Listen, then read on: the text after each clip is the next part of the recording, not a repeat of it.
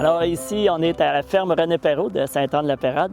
C'est la 3e génération, 4 avec mon fils qui prend la relève. Bien, à venir jusqu'à là 2 ans, la principale production, c'était la production laitière. Mais on a gardé les fourrages, puis on produit le maïs, soya, orge ou blé avec du foin, luzerne. La ferme Perrault, il y a plusieurs éléments sur sa ferme, plusieurs pratiques qui ont été mis ensemble pour améliorer la santé des sols.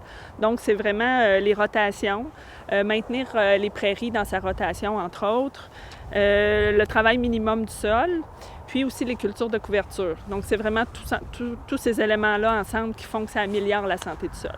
On a toujours fait attention à nos sols, mais là, plus particulièrement ces dernières années, avec la machinerie qui grossit et tout, on veut garder quand même un sol qui n'est pas compacté. C'est important pour nous de garder un bon couvert végétal toujours, toute l'année. Et puis, le travail minimum du sol nous permet justement de garder cette... puis la rotation des cultures aussi qui est très importante, là. Ici, on fait la rotation. On fait du maïs, du soya, de l'orge.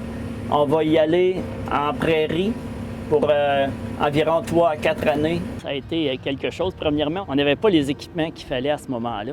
Fait qu'évidemment, ça a été des essais-erreurs, là, parce que les mauvaises herbes prenaient le dessus souvent. Puis là, les vivaces, eux, ils étaient là le printemps avant qu'on ait mis des choses dans le sol, des graines dans le sol. Fait que là, il y avait une compétition très forte.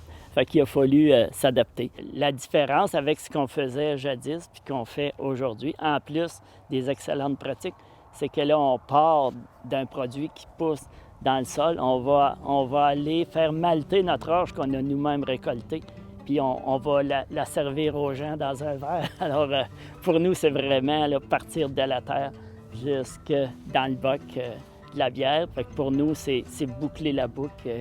On n'a jamais perdu financièrement parce que le petit peu, mettons qu'on avait 0,1 tonne à l'acre de moins dans le soya, le fait de ne pas labourer puis d'éviter les passages au printemps, on était quand même gagnant.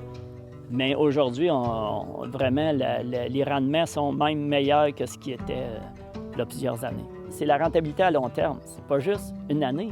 On se base sur 5 ans ou 10 ans, puis là, on peut dire... Vraiment, il y a un effet bénéfique, mais ça fait plus que 10 ans que je fais des couvertures végétales là, après le petit grain. On le voit tout de suite l'année d'ensuite. Si ça va bien au printemps, ça va bien le reste de l'année. Oui, je ne reviendrai pas au labo, là, ça c'est sûr. Là. On a toujours été passionnés de l'agriculture. Tous les agriculteurs sont passionnés de l'agriculture. Puis on veut la garder en santé, puis de la garder longtemps. C'est pour ça qu'on a adopté des pratiques d'agriculture durable.